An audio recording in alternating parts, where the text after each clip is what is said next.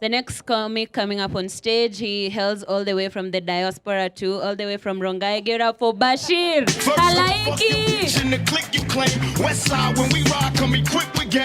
You claim to be a player, but I fucked your wife. You claim to be a player, but I fucked your wife. You claim to be a player, but I fucked your wife. You claim to be a player, but I fucked your wife. You claim to be a player, but I fucked your wife. You claim to be a player, but I fucked your wife. You claim to be a player, but I fucked your wife. You claim to be a player, but I fucked your wife. You claim to be a player, but I... We spoke about this. This behavior cannot continue. Thank you, Justine, for ruining my chances of... I was lying to some girl that I live just here, bro. Now she knows I live in Kajiado, bro. Thank you. Thank you. So, how are you guys? You guys good? You guys look amazing, bro. Except this guy. This guy looks rich, you know. And have you seen someone so rich that they start looking familiar? No. Like they promised you money a couple of weeks ago. Bro, it's time to pay up, bro. It's time to pay up. But what do you do? I'm gonna guess not men. I'm just considering that he's seated with a beautiful lady. But honestly, what do you do for a living? You're an actor. Ah, okay. Porn star. That's nice. That's really good. This is what I do for a living. So it's fair to say there is not a lot of living going on in my life. Stuff, man. Like, you guys know how they say that malipo ni hapa hapa duniani. Well, not for comedians, you know. I don't. Maybe in the next life, man.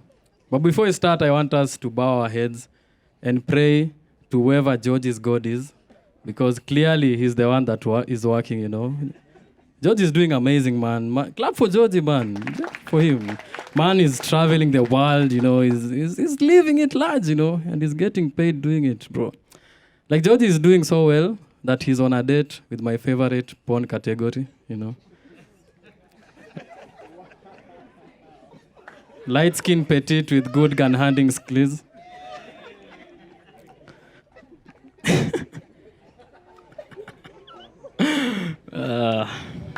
That went better than I expected. Honestly, I didn't have a lot of hopes with that one. I just thought about it.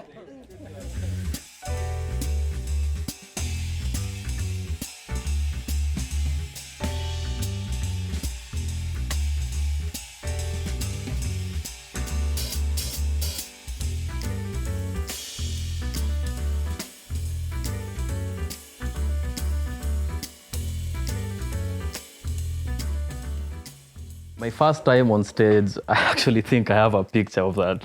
I actually look corny as hell. But I remember I was being pushed to try it, because at that time, I just recently met David Masharia and he was doing comedy, you know.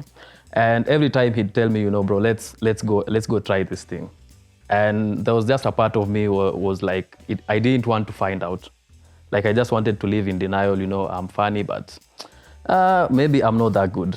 So I remember just one day I decided, let me write these jokes, let me go.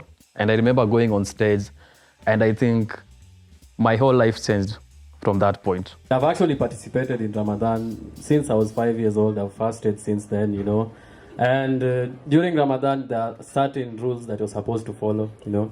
Firstly, you're not supposed to eat. Secondly, you're not supposed to have sex. And this might sound like tough. This might be tough for other people. But for me, a broke university student, I've been doing this for a while, you know. Like, at least now I can dedicate my suffering to Allah, you know. You see how you go on stage and your point of view shifts, because you're on the receiving end and now you're the one who's churning out the thing. So when I stepped there, like, I saw a really different part, something I had never seen ever in my life. And that was the missing thing in my life. Like, immediately when those spotlights hit me, I knew this is where I belong. So that's where I fell in love with comedy. I didn't do that well, but I found something. You know, people look for Jesus. I found comedy. So the other day I bought some beer. I put it in the fridge because I want to watch the Champions League match while drinking some beer. So when I got to the fridge, I open it and there's no beer. And my wife is sitting on the veranda. So I go see her and I'm like, what happened to all the beer that was in the fridge? What is happening? And she turns to me. She has an app and she goes, shh, I'm meditating. I'm like, what? She's like, shh, I'm meditating. And I was like, bitch, bet, that's cool. So later on that evening, she comes over to the bedroom. She's furious. She has my phone. It has nudes. It has text messages. She's like, are you cheating on me? We've been married for less than a month. Why are you doing this? You're such a horrible... And I'm like, shh. I'm masturbating. What? Guys, I won't lie. I'm feeling nervous. Yeah, I'm feeling nervous. But I don't know why I'm anxious. And this stage is as big as my bed.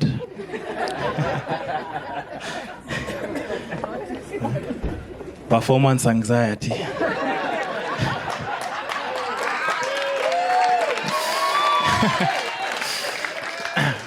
Yeah. Maybe I should finish with that joke. Hey. There's two very adventurous things you can do as someone with small boobs. The first one is go on dates. It's very weird because most of the time, guys don't have anything to look at. So they have to look you in the eye.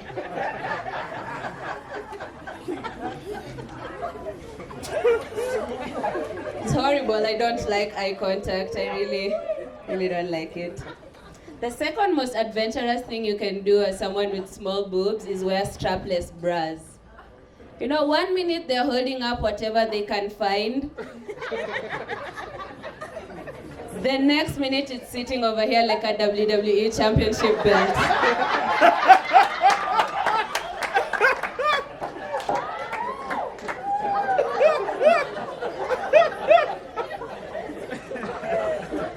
I've walked around like John Cena so many times. But this war thing has really given me identity crisis. Because I started thinking, I'm like, what if, it starts happening over here? Like, what if one of our neighbors starts invading us, like Uganda wants Nakuru back or something? And I have to enlist in the army. Mimi apana jugudu, Mimi. Mimi apana juyo bro. Apani yo nini, Mimi. Mimi industrial area bro. Mimi Dar es Salaam road. Taganini bro, Mimi apani yo dishum, Mimi apana dishum. I can't. I'm sorry because I don't feel Kenyan, bro. There is no brown on the flag, okay? There is black, so you go handle it. You're the profile picture. Why am I being involved in this fight of yours? You may just want to go industrial area and use the gitu, bro. Taganini, bro. Spare wheel, taganini, bro. Taiwan, Japan, which one do you want, bro? I'm that guy. I'm not dishum guy, okay? How many people love camping here? Woo! Hey, you me. This side has more campers. Woo! And it's mostly guys. Personally, I don't. I enjoy soft life. Why would I want to take myself to sleep outside at night? Why? Why would I do that to myself? The only thing I know that is kept outside at night is trash. And I'm not a man. Why would I... What is wrong with these internet companies? They do all this stuff. They have all this information about you, but they still don't play right, Every now and then you still, like, they know. Like when I'm on those social medias, all of them, you know them. When I'm on them, they know I have a wife at home. Why are they telling me to click on pictures of sexy singles in my area? You should be showing me pictures of sexy singles in other areas.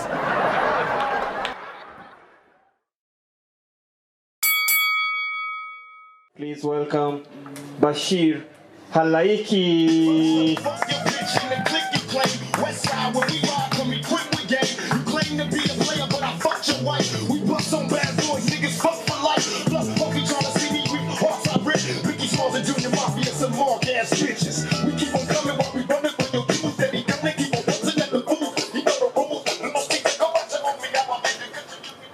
you guys doing? I actually don't care. Being honest. But instead of asking how you guys are doing, I'm gonna tell you how I'm doing. But you guys are fine though, right? When you guys have money to spend on jokes in January, you guys are doing well. You guys are doing amazing, man. But I've recently been reading a lot of motivational books. I'm in that headspace. So I really need just one good joke for this to be a success. Okay, not this one. It's coming. But I want you guys to help me appreciate one really important person to me today. My girlfriend is actually in the audience, guys. Come on. She just doesn't know it yet. It's called manifesting. A lot of pretty girls here, so hopefully by the end of the night, I'll get someone. But my roommate is actually in the audience, and it seems like he's on a date. So I'm not going to mention that we actually share a babysitter. I'm better than that.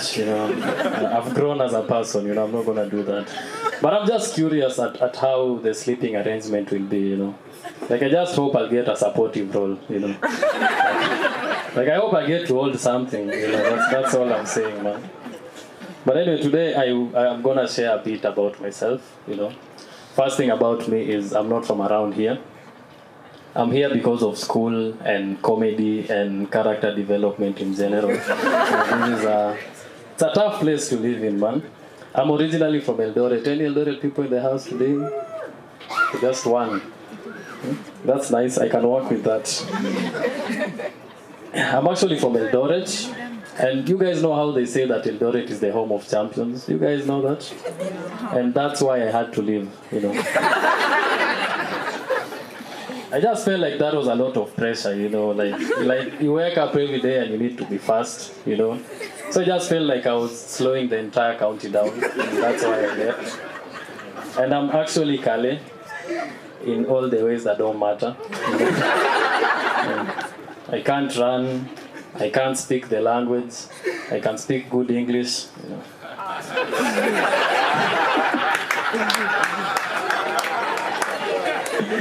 I'm glad there's only one guy from Eldoret here. He's gonna call home. Hey! But now I live in Nairobi, the home of character development. But I learned a really interesting fact about Nairobi the other day. You guys know that Nairobi is the only city that has a national park within the city. You guys know that? Yeah, clap for Nairobi, You're doing well. And something else other than fornication, we are right up there.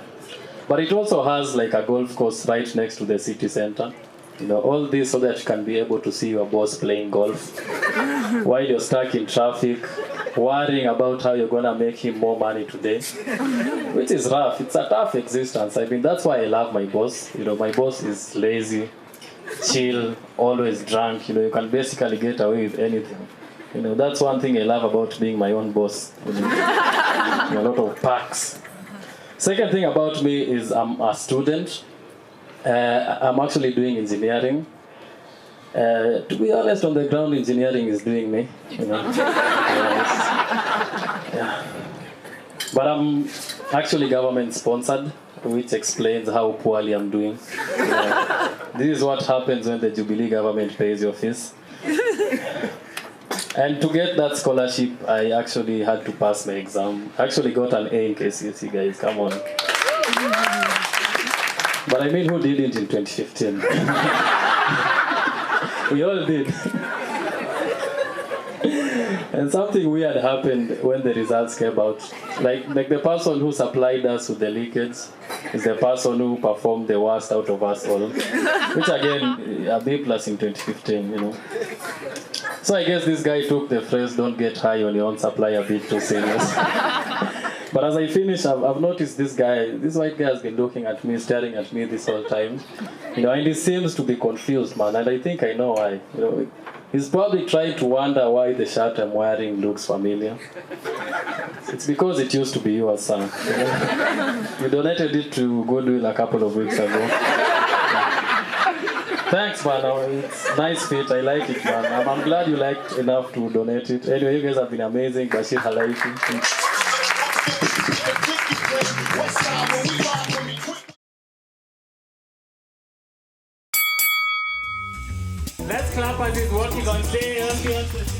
I feel like as an artist, you feed off validation. I think because as a comedian especially, there's a lot of self-doubt in what you're doing.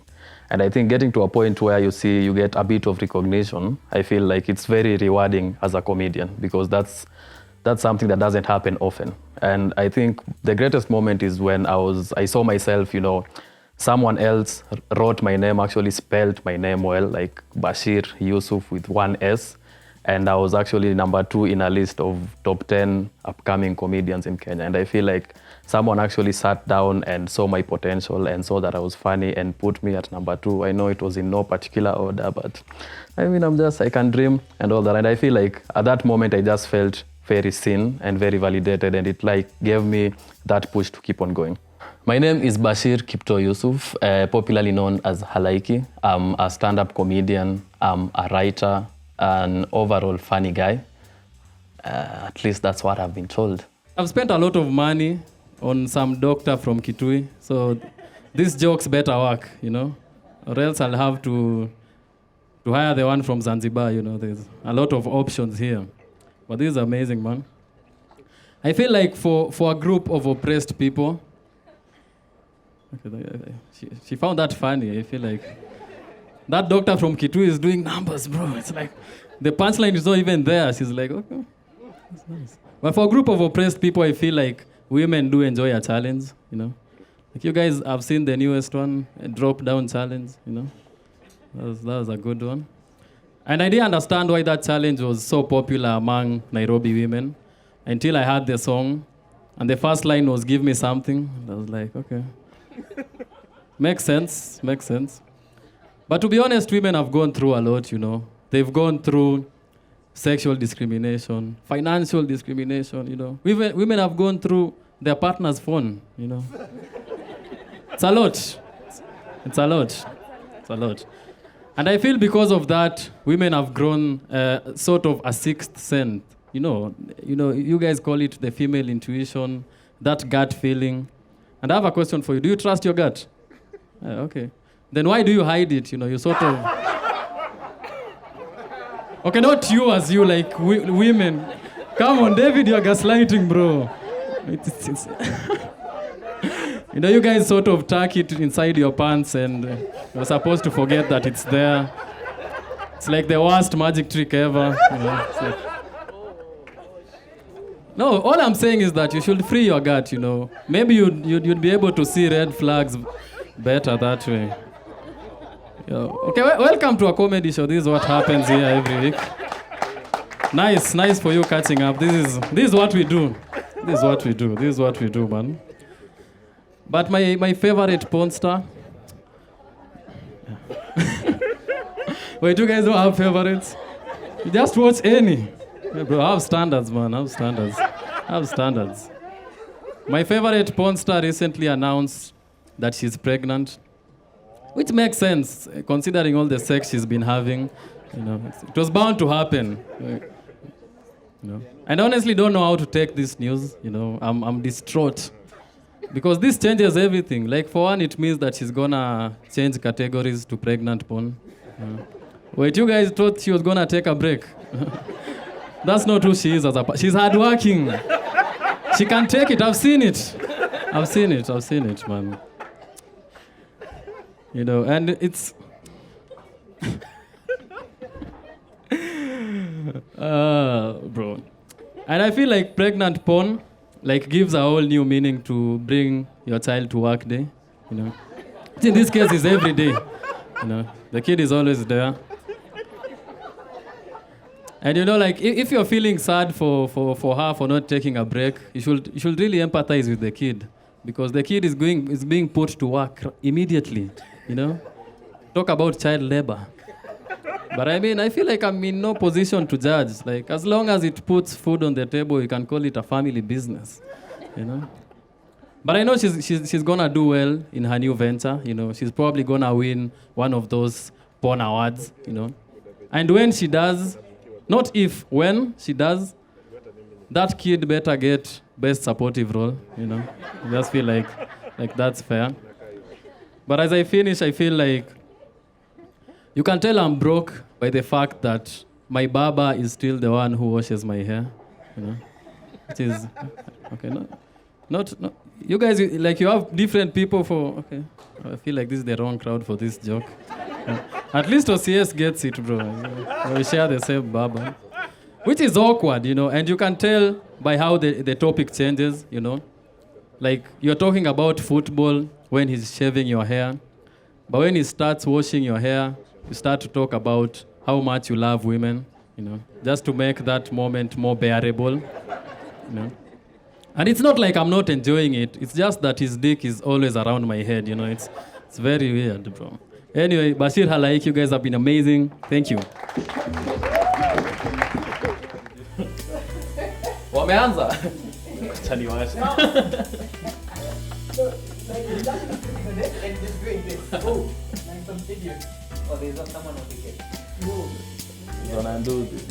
Kwani how sensitive is the mic? Walai. The mics are extremely sensitive because like there's a time we were recording out here, we were having our time at Nairobi University campus. You know we're still rolling, you're passing behind the set. With your expensive shirt.